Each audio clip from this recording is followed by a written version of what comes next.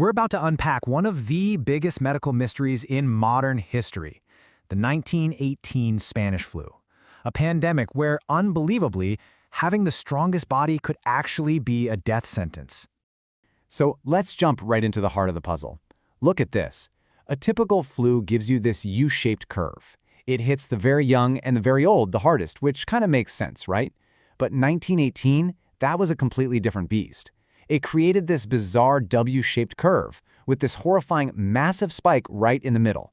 People between 20 and 40 years old, the prime of their lives.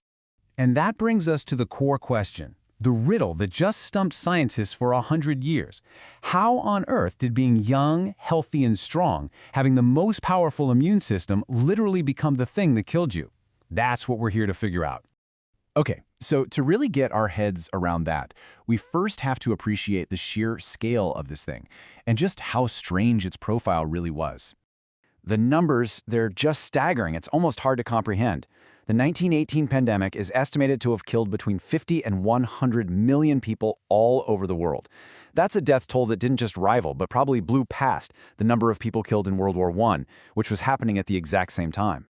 But here's what made it so incredibly weird. It wasn't the frail or the weak who were the main victims. No, it was healthy soldiers, young factory workers, moms and dads, basically the people with the most robust, most reactive immune systems you could find.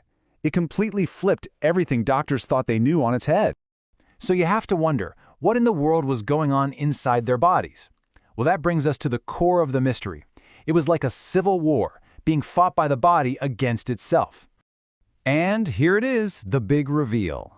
The virus, it wasn't the real killer. The true culprit was the body's own defense system.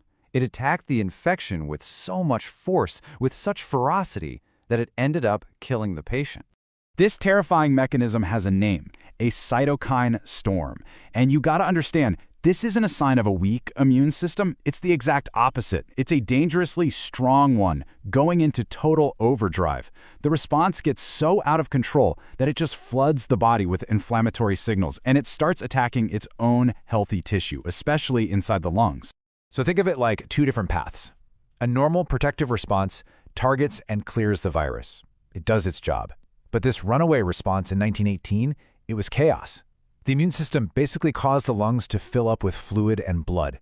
Autopsies from back then described lungs that were so heavy and waterlogged, leading to this incredibly fast and irreversible respiratory failure. Research from years later put it perfectly. Paradoxically, immunological vigor amplified lethality. Just think about that for a second. The very strength of a young, healthy person's immune response became the engine of their own death, while the weaker immune systems in kids and older folks actually ended up being protective. It's just incredible. But here's the thing. This catastrophic system failure didn't just happen in a vacuum. It was the result of a whole bunch of factors all converging at once, creating what you could only call a perfect biological storm. See, this cytokine storm wasn't just some random bit of bad luck. It was triggered by a deadly combination, a brand new virus meeting the unique and frankly terrible conditions of a world at war. It was a true worst-case scenario. So let's break down these force multipliers. First, you've got a completely new bird-like virus that human immune systems had never seen before. Total surprise attack. Then World War I gave it the perfect breeding ground. You have millions of soldiers packed into crowded barracks, troop ships, trenches. This meant they got hit with the virus over and over in high doses. And remember, this is a world before antibiotics, so deadly secondary infections like pneumonia were rampant. And finally, unlike some of the older people who may have had some partial immunity from earlier flus, the young and healthy had absolutely nothing. They were wide open. And the result of all this was a really grim reality.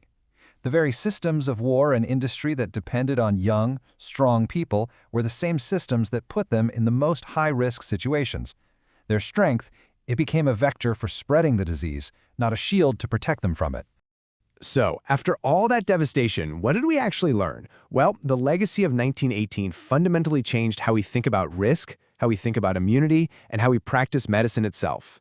This pandemic forced a complete paradigm shift. Before this, medicine was mostly about just fighting the germ. After, it became about understanding the host's response to the germ. That insight didn't just pave the way for things like modern ICUs, it basically created the entire field of immunopathology, which is the study of how our own immune system can sometimes be the cause of disease. And on a deeper level, 1918 completely redefined what resilience even means. We think of resilience as peak performance or maximum strength, but true biological resilience, it's about balance, it's about moderation, and the ability to adapt your response to fit the specific threat you're facing. You can really see that intellectual shift here. Before 1918, the old view was that vulnerability just meant weakness, but the new insight was that it can actually come from a system that's out of control. Strength wasn't an absolute good anymore, it was conditional. And survival, well, it wasn't about having the biggest response, but about having the right response, a proportionate one. And that right there is the big lesson, one that goes way beyond medicine. In any complex system, whether it's a human body, an ecosystem, or even a society, just having maximum power or capacity is useless without balance. Without that regulatory control, defense turns into destruction.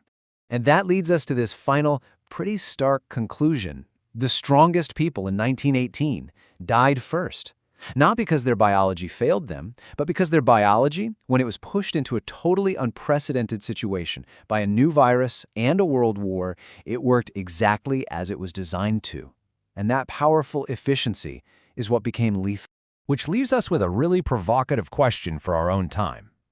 We live in an age that is absolutely obsessed with optimization and peak performance. So we have to ask, is our greatest strength also our greatest vulnerability?